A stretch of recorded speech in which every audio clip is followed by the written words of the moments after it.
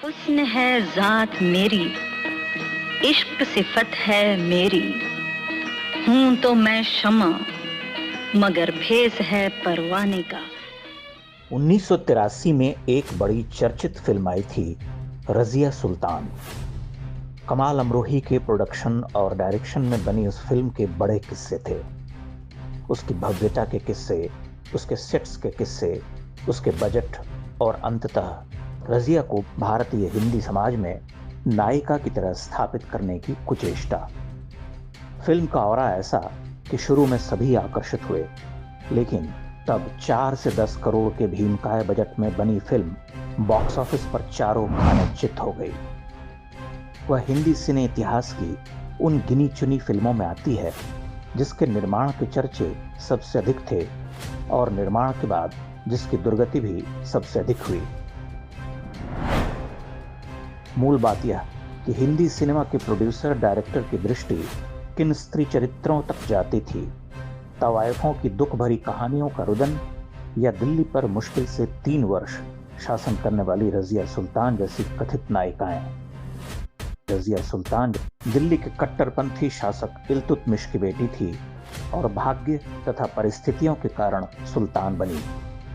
उसके सुल्तान बनने के पीछे उसकी महानता का योगदान कम था, इल्तुतमिश की विवशता अधिक थी। उसका एक बेटा युवावस्था में मारा गया, दूसरा काहिल और नाकारा था।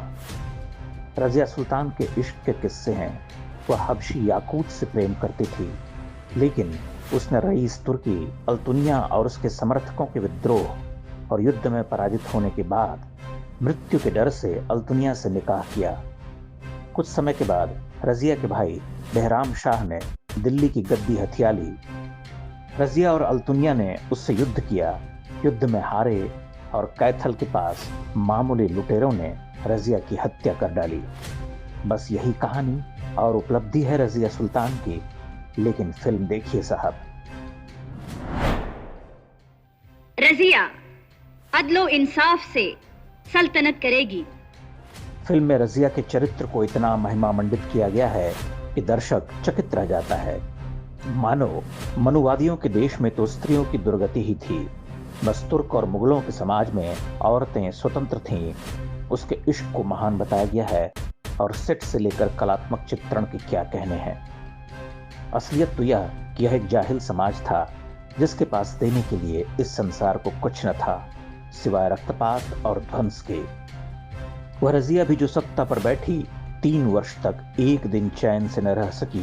तुर्क अमीर उसके खून के प्यासे थे। आश्चर्य है कि भारतीय संस्कृति में महान स्त्रियों की हजारों हजार वर्ष पुरानी परंपरा को ताक पर रखकर रजिया सुल्तान को फिल्म के लिए चुना गया। रजिया पर इतनी बड़ी फिल्म बनाने वाले हिंदी के सिनेमाई समाज की आत्महीन चेतना के बारे में सोचते हुए घिन आती है। महान सती स्त्रियों, वैदिक मंत्रों की रचना करने वाली विदुषियों, तपस्विनियों, कवित्रियों, विद्रोहिणियों और अपने सम्मान की रक्षा के लिए धड़कते अग्निकुंड में कूद जाने वाली माताओं भगिनियों के देश में उन्हें कोई सुयोग्य हिंदू पात्रा नहीं मिली। लेकिन कमाल अमरोही जैसे निर्देशक से और क्या आशा की जा सकती थी। आज का बॉलीवुड जब खून के आंसू रो रहा तो उसे पीछे पलट कर देखना चाहिए। उसने एक महान सांस्कृतिक विरासत वाले अनूठे देश की आत्मा पर अनगिनत घाव दिए हैं। उसके पवित्र प्रतीकों, ईश्वरीय आस्थाओं का उपहास किया है।